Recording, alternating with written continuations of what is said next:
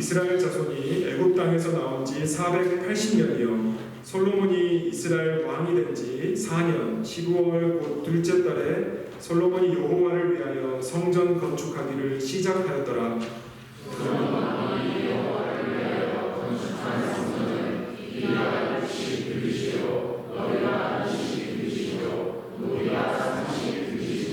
성전의 성소와 주랑의 길이는 성전의 너비와 같이 20규빗이요 그 너비는 성전 앞에서부터 10규빗이며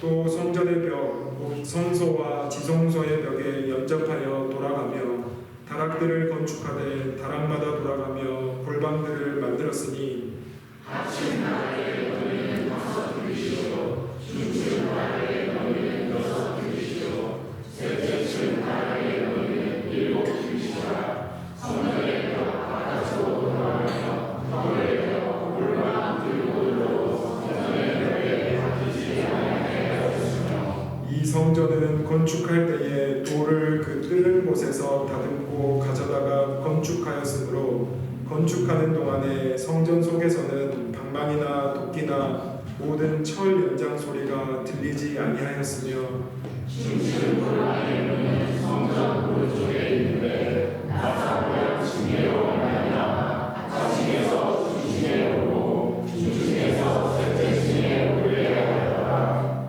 성전의 건축을 마치니라. 그 성전은 백향목 석가래와 널판으로 덮었고 또 성전으로 돌아가며 높이가 5규빗 되는 다락방을 건축하되 백향목 들고 성전에 연접하게 하였더라.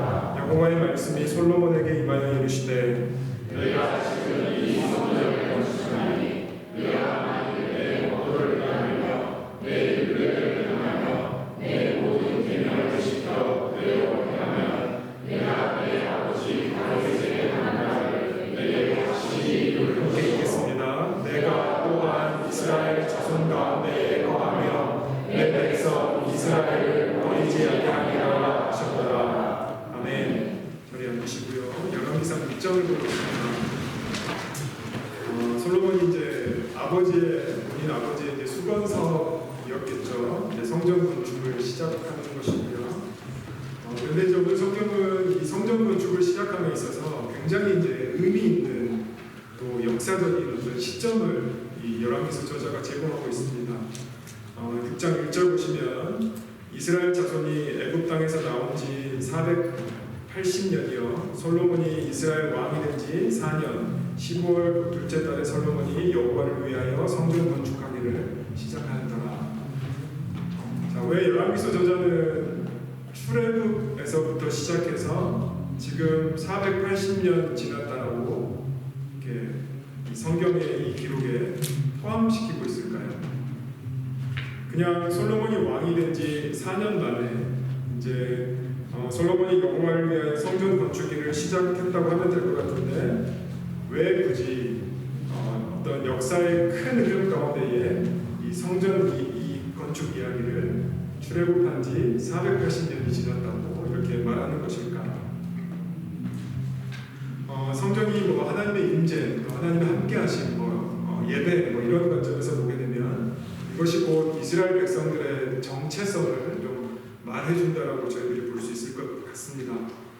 이스라엘 백성들이 구원받은 이유, 저들이 출애굽하는 이유, 저들이 애굽의 고난 가운데서 하나님께서 저들을 건져주신 이유는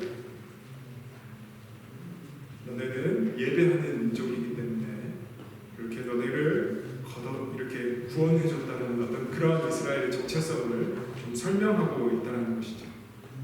여러분 실제적으로 하나님께서 이제 모세를 그 떨기나무 가운데 하나님께서 모세를 부르시죠. 그 모세 가운데에 이스라엘 백성들을 끌고 나가라고 사명을 주셨습니다. 이제 모세가 여러분 다 아시겠지만 이렇게 막 질문하죠. 나는 못한다. 그런 것도 있었지만 내가 그럼 하나님의 사명인지는 알겠는데 내가 이 내용을 이스라엘 사람들한테는 어떻게 얘기하고 더 나아가서 바로에게는 도대체 어떻게 얘기해야 되느냐 이 질문을 모세가 하나님께 던지죠. 근데 이제 하나님께서 어떻게 대답해 주시냐면 출애굽기 3장 16절에서 18절을 보시면 이렇게 말씀하고 있습니다.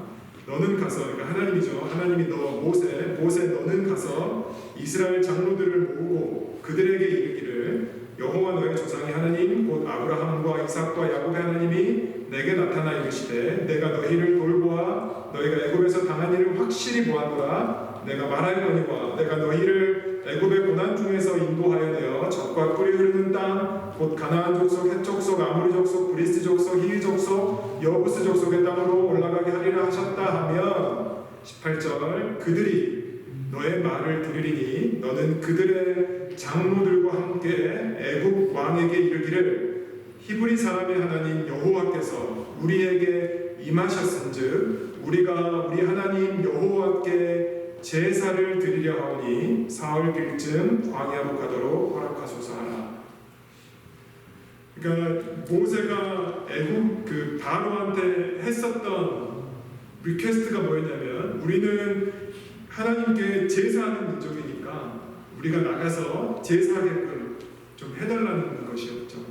그러니까 그만큼 저들이 출애굽했다는 것은 제사로서의 제사하는 자, 즉 예배하는 자로서의 정체성이 이스라엘 백성들 가운데에 있었다는 것이고요. 그래서 제사에서 가장 중요한 것이 하나님의 임재고 하나님께서 받으시는 예배고 어떤 그런 장소적인 개념에서 우리가 생각해 본다면 바로 이 성전이야말로 그래서 출애굽한 지 480년 전부터 하나님께서 지금 세워지고 있는 이 성전을 건축하고 계셨다라는 의미로 저희들이 받아들일 수 있습니다. 자, 그러니까 우리가 다시 한번 우리가 이 1절에 묻어있는 하나님의 마음을 조금 헤아려 본다면 이 성전이 지금 이 순간 건축되기까지 하나님께서 480년을 지금 기다려왔다. 너무나 내가 원하는 성전이었고 이 성전을 통해서 정말로 너희들하고 만나고 싶고 너희들하고 교제하는 것을 학수고대해 왔다라는 그 하나님의 마음이 이 1절 가운데 묻어있는 것이죠. 그래서 어쩌면 솔로몬은 아버지의 유언이었기 때문에 그리고 본인도 하나님을 사랑하기 때문에 이 성전이 당연히 건축되어져야 하고 그래서 본인이 그런 숙명의 어떤 사명을 가지고 성전을 건축했다 할지라도 이 성전 건축 자체는 하나님께서 480년 전부터 아니요 혹시 그 전부터 하나님께서 계속해서 꿈꾸시고 계획해 왔었던 성전이 마침내 지금 지어지고 있다는 것이 오늘 본문에서 저희들이 생각해 볼 수 있는 하나님의 마음이라는 것이죠. 자, 이런 성전이 이제 올라가는 것입니다. 지어지는 것입니다. 그 장면을 오늘 6장이 설명하고 있는 것이죠. 만약에 솔로몬이 아버지 다윗을 사랑하는 착한 아들이었다면 그는 이제 이 성전 건축에 총 7년 걸리는데요. 이 올려지는 성전을 보면서 그런 생각 좀 했을 것 같습니다. 아빠가 살아계셔서 이 모습을 보고 계신다면 얼마나 아빠가 좋아하셨을까? 이런 생각을 솔로몬이 좀 하지 않았을까 생각해 볼 수 있고요. 자, 성전의 규모 이제 우리 한번 보시겠습니다. 480년간 기다려온 그 하나님의 어떤 심정과 마음이 녹아져 있는 하나님의 집이 어떻게 이렇게 세워져 나가는지 우리가 잠깐 그 마음을 가지고 한번 읽어 내려가면 좋겠습니다. 2절부터 6절까지요. 한번 보시죠. 솔로몬 왕이 여호와를 위하여 건축한 성전은 길이가 60규빗이요 너비가 20규빗이요 높이가 30규빗이며 성전의 성소 앞 주랑의 길이는 성전의 너비와 같이 20규빗이요 그 너비는 성전 앞에서부터 10규빗이며 성전을 위하여 창틀에 있는 북박이 창문을 내고 또 성전의 벽 곧 성소와 지성소의 벽에 연접하여 돌아가며 다락들을 건축하되 다락마다 돌아가며 골방들을 만들었으니 하층 다락의 너비는 5규빗이요 중층 다락의 너비는 6규빗이요 셋째층 다락의 너비는 7규빗이라 성전의 벽 바깥으로 돌아가며 턱을 내고 골방 들보들로 성전의 벽에 박히지 아니하게 하였으며. 자, 쉽게 얘기하면 그래서 3층짜리 건물입니다. 여기서 이제 보통 규빗이 50cm 약간 안 되는 한 45에서 46, 47 이 정도를 보고 있으니까 자 성전이 길이가 60규빗이라고 하면 30m 조금 안 되는 거겠죠. 길이가요. 그 다음에 너비가 20규빗이라고 하면 약간 10m 좀 안 될 거고요. 자 높이가 30규빗이라고 하면 약간 15m 이제 안 되는 그러한 규모의 건물이 이제 지어지고 있다는 것이고요. 학자들이 예상하는 것은 한 250명 정도 캐패시티가 이 정도 들어가는 건물이었을 거라고 이렇게 예상을 합니다. 그리고 이제 지성소와 성소를 중심으로 다락방들이 이렇게 모여 있는 3층짜리 1층, 2층, 3층 이 하나님의 성전이 이제 지어지게 되는 것이고요. 그런데 이제 건축 과정에서 굉장히 이제 특이한 점 하나를 열왕기서 저자가 소개하고 있죠. 그게 밑에 절에 있습니다. 7절. 이 성전은 건축할 때에 돌을 그 뜨는 곳에서 다듬고 가져다가 건축하였으므로 건축하는 동안에 성전 속에서는 방망이나 도끼나 모든 철 연장 소리가 들리지 아니하였으니. 성전을 건축하는 이 과정 가운데에 소리가 들리지 않는다라고 이렇게 소개하고 있는 것이죠. 자, 그런데 표현이 굉장히 의미심장합니다. 그러니까 일하는 사람들이 소리를 내지 않았다 이렇게 쓰지 않고요. 그러니까 소리가 들리지 않았다라고 열왕기서 저자가 표현하고 있는 것이죠. 그러니까 뭐랄까요, 굉장히 요란하지 않고 건설 현장이지만 시끄럽지 않고 어쩌면 너무나 조용하지만 굉장히 힘이 있는 어떤 그러한 문체, 그런 뉘앙스 이런 것들 좀 저희들이 볼 수 있고요. 그래서 성전을 건축하는 과정에서 돌은 채석장에서 이미 다 다듬어서 재단하고 완전히 디자인을 완벽하게 끝난 다음에 그냥 이동만 해와서 예루살렘에 이렇게 만들었다라고 저희들이 볼 수 있죠. 자, 아마 당시에 공사 현장에 있었던 사람들은 알았을 것 같습니다. 지금 이 공사 자체가 예배이고 이 성전을 건축하는 현장 자체가 하나님의 성전이 이미 임했고 하나님께서 임재하시는 그러한 장소라는 것을, 그러니까 소리가 들리지 않는 것이겠죠.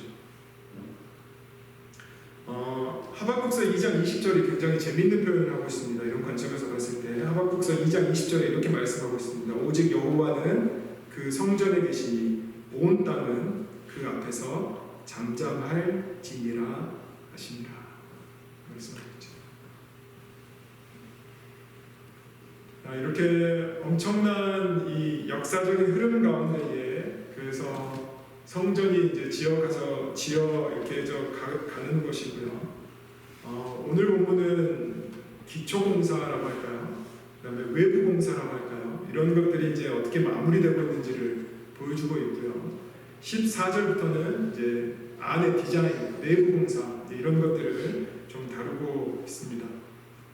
자, 그런데 이렇게 외부공사 또는 기초공사와 그다음에 내부공사를 설명하는 14절부터의 이 사이에 굉장히 의미심장한 마치 샌드위치 기법같이요, 히브리 문학에서 많이 보는 어떤 굉장히 의미심장한 이 구절이 이 눈에 띄는 것이죠.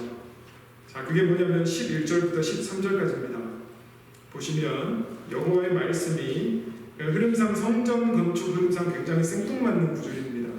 여호와의 말씀이 솔로몬에게 임하여 이르시되 너가 지금 이 성전을 건축하니 내가 만일 내 법도를 따르며 내 율례를 행하며 내 모든 계명을 지켜 그대로 행하면 내가 너의 아버지 다윗에게 한 말을 너에게 확실히 이룰 것이요. 다윗에게 한 말이 뭐였죠? 그러니까 다윗의 자손들을 통해서 왕의 대가 끊어지지 않을 것이라고 하나님께서 약속하셨죠. 자, 13절 내가 또한 이스라엘 자손 가운데 거하며 내 백성 이스라엘을 버리지 아니하리라 하셨더라 하고 다시 성전 내부 공사 이 열왕기서에서 나오는 것입니다. 여러분, 왜 성전이 건축되고 있는 한 중간에 외부 공사와 내부 공사로 이렇게 연결되는 그 한가운데에 지난주에 우리가 봤었던 열왕기상 2장 3절 말씀 같이요. 왜 이런 생뚱맞은 어떻게 보면 이 말씀이 있는 것일까요? 그리고 도대체 이 말씀의 의도는 뭐가 될까요?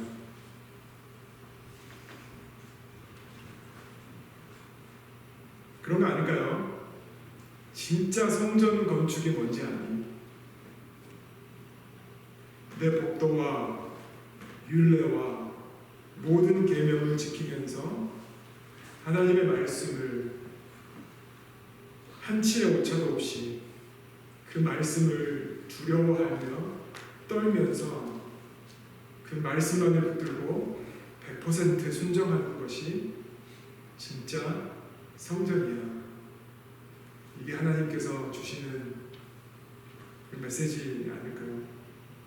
너네가 비록 화려하게 어떤 건축 기술을 통해서 짓는 방법이 있다 할지라도 요새도 힘든 그 무소음 건설 현장 그런 신기술로 너네가 짓는다 할지라도 저 북쪽의 두로에서 너무나 좋은 그 최고급 수입 자재 레바논의 백향목과 잣나무를 가지고 이 성전을 3층짜리로 그렇게 화려하게 짓는다 해도 너의 중심이 말씀에 대한 전적인 순종이 없다면 그거는 건물에 불과한 것이고 정말로 하나님의 성전은 너의 말씀에 순종해 있다는 것을 지금 하나님께서 말씀해 주는 것이죠. 솔로몬이 성전을 다 짓고 성전 봉헌식을 합니다. 하나님께 솔로몬이 기도를 드리죠. 그러면서 하나님께서 다시 솔로몬에게 말씀하시면서 솔로몬하고 다시 언약을 맺습니다. 그러니까 다윗하고 맺은 언약에 다시 솔로몬도 성전 봉헌식 이후에 하나님과 언약을 맺는데 그때 하나님께서 솔로몬에게 말씀하시는 부분이 열왕기상 9장 6절에서 7절 말씀이 있는데요. 한번 보시면 열왕기상 9장 6절 7절 만일 하나님께서 이렇게 말씀하시는 것이죠. 만일 너희나 너의 자손이 아주 돌아서서 나를 따르지 아니하며 내가 너희 앞에 둔 나의 계명과 법도를 지키지 아니하고 가서 다른 신을 섬겨 그것을 경배하면 내가 이스라엘을 내가 그들에게 준 땅에서 끊어버릴 것이요 내 이름을 위하여 내가 거룩하게 구별한 이 성전이라도 내 앞에서 던져버리리니 이스라엘은 모든 민족 가운데서 속담거리와 이야기거리가 될 것이며. 그래서 이렇게 어마어마한 성전이 지어진다 할지라도 너의 계명과 법도를 지키지 아니하면 이렇게 거룩하고 구별된 이 성전이라도 여러분 표현 보이세요? 내 앞에서 던져버리리니. 하나님의 강한 어떤 행동을 묘사하는 표현 아닙니까? 내 앞에서 던져버리니. 아무리 출애굽한 지 480년 동안 내가 기다려왔고 그렇게 꿈꾸는 하나님의 성전이고 너희와 만남의 장소로서 성전이다 할지라도 결국에는 너의 계명과 법도를 지키지 않으면 성전 아무것도 아니라는 거지. 하나님의 어떤 말씀이라는 것입니다. 순종이 제사보다 낫고 듣는 것이 순양의 기름보다 낫다라는 말씀이 이 사무엘상에 있죠. 말씀을 마무리하면 요즘 기독교 내에서요, 특별히 한국 교회 내에서 많이 이제 회자되는 단어가 뭐냐면 아마 들어보셨을 것 같습니다. 가나안 성도라는 말이 요새 회자되고 있죠. 뭔지 아세요? 가나안 성도가 거꾸로 하면 가나안을 거꾸로 하면 안나가 거죠. 그러니까 이제 코비드 이후에 굳이 교회를 나가야 되냐, 굳이 지역에 있는 교회를 크리스천들이 나가야 되느냐라는 이 많은 지금 이 논쟁들이 사실은 좀 있습니다. 아니 굳이 왜 나가서 좋은 말씀, 좋은 예배 실황으로 온라인에서 지금 다 듣고 있고 그렇게 예배 드리면 되지. 그리고 어떻게 보면 챗 GPT가 우리 교회 목사님 설교보다 훨씬 더 좋아. 그래서 챗 GPT 통해서 오늘 설교해 주면 다다다닥 해주지 않습니까? 요즘 세상에. 그러니까 굳이 지금 로컬 교회를 나가야 되느냐 이런 움직임들이 한국에 그래서 너무나 이렇게 지금 팽배해 있죠. 교회를 나가지 않는 가난한 성도들. 제가 목회자 입장에서 생각해보면 뭐 그렇다고 딱히 반박할 수도 없습니다. 뭐 제가 내공이 부족해서 그럴 수도 있지만 무소부재하신 하나님께서 언제 어디서든 우리와 함께하고 우리가 삶의 예배자로서 항상 예배드리며 우리가 교회 굳이 건물이 있고 이런 세팅에 트레디셔널한 세팅 가운데 교회를 나가지 않아도 온라인으로 예배드리고 찬양하고 그 화려하고 수려한 정말 탁월한 설교가라는 사람들의 목사님들의 설교를 내가 듣고 그러면 뭐 되는 거 아니냐. 실질적으로 해서 한국의 어떤 대형 교회들은 지금 온라인 교회, 뭐 메타버스 교회 지금 만들고 있는 추세입니다. 여러분 그러면 이 로컬 교회 철치들은 어떻게 해야 될까요? 이런 관점에서 봤을 때 좋은 말씀, 좋은 설교, 감명받는 설교 온라인에서 정말 잘 찾으면 충분히 우리가 들을 수 있고 나아갈 수 있는 것이죠. 여러분 우리가 정말 뭐 해야 됩니까? 하나님께서 부르신 우리의 삶 가운데에 오늘 성전이 아니라 말씀 앞에서 계명과 법도를 지키며 다른 신을 섬기지 않고 나를 경배하는 이 하나님의 말씀 앞에 철저하게 하나님께서 좀 순종하면서 나아가라고 말씀하시는 이 권면 앞에 저는 로컬 처치들이 무엇을 해야 되는지에 대한 해결책이 있다고 봅니다. 우리가 무엇을 해야 되느냐? 하나님 말씀에 두려워 떠는 자, 그 말씀에 생명을 거는 자, 한 사람이 찾으시는 주님의 약속을 믿어 하나님 말씀에 운명을 거는 자, 순종하며 주 따라가는 자, 영원한 하나님 나라 이뤄갈 주의 교회여 일어나라.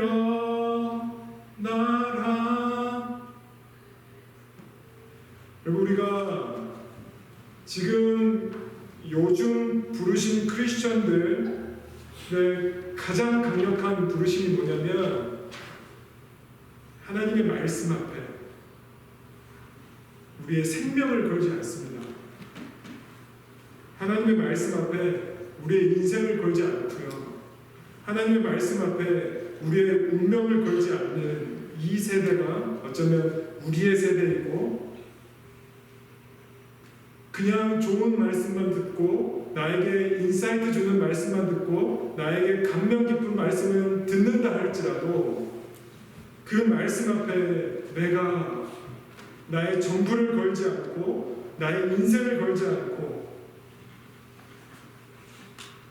여러분 이러한 모습이 솔로몬 가운데에 그대로 지금 보여지고 있습니다. 아마 열왕기서 읽어보셨으면 아시겠지만 솔로몬이 하나님을 사랑해서 성전도 짓고 예배도 드리고 일천번제도 드리지만 그는 동일하게 기브온 산당에 가서 제사도 드리고 이방 여인들과 결혼도 하고 있고요. 그래서 하나님께서 반복적으로 지금 솔로몬에게 계속해서 명령을 지키라고 법도를 지키라고 규례를 지키라고 그것이 진짜 성전이라고 이렇게 말하고 있는 것이죠. 여러분 유타에 있는 저희 교회가 사명이 무엇이 되어야 됩니까? 말씀을 듣는 거에서부터 치우치지 않고 정말 그 들은 말씀 가운데에 나의 인생을, 나의 생명을, 나의 운명을 하나님께 거는 것입니다. 우리 아까 찬양했었죠. 이 설교국에 다시 그 찬양할 텐데요. 제가 이 노래를 한 지난 이 2달간 계속해서 들어왔던 찬양입니다. 사실 처음에 들었을 때 어떤 마음이 있었냐면 꼭 저의 모습을 하나님께서 이렇게 보여주셨다라고 제가 이렇게 위로를 받았습니다. 왜냐하면 제가 알량한 어떤 교만함 때문에 하나님, 제가 하나님 앞에 다 걸었잖아요. 제 20대 보셨죠? 제가 하나님 앞에서 어떤 말씀으로 제가 100% 순종하며 나아가기로 제 인생을 하나님께 걸어서 제가 지금까지 여기 왔는데, 제가 그런 마음이 있었다는 이 관점에서 이 찬양이 너무나 위로가 됐습니다. 근데 다시 저를 되돌아 보니까 그렇지 않더라고요. 여전히 단 하나는 하나님의 말씀을 순종한다고 하지만 여전히 제 다른 말 하나는 온전히 하나님 앞에 나아가지 못하는 저의 모습이 또 이 찬양을 고백하면서 또 새롭게 도전이 되었습니다. 여러분, 유타에서 또 우리가 지금 이 시점에서 우리가 말씀을 모릅니까? 이미 말씀은 closed book, 이미 이 책에 다 게시되어 있습니다. 지금은 우리가 이 말씀 앞에 우리의 인생과 나의 운명과 나의 생명과 두렵고 떠는 마음으로 하나님의 말씀 앞에 이 모든 것들을 걸면서 나아가는 것. 이게 로컬 교회에서 이루어져야지만 함께 모여서 같이 기도하고 말씀이 실질적으로 어떻게 살아 숨쉬는지를 우리가 눈으로 목도하고 경험하는 곳이 이 로컬 교회의 사명이 되어야 되겠죠. 자, 우리 차인팀 나오시고요. 우리 그러한 관점에서 여러분 말씀 앞에서 우리 한 번 더 찬양할 텐데요. 그냥 입술로만 하는 고백으로 지나치지 않았으면 좋겠네요.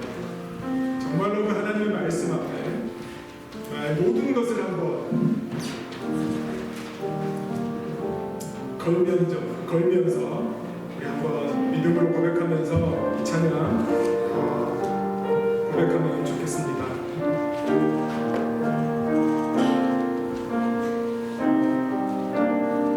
찬양합니다. 말씀 앞에서 경외함으로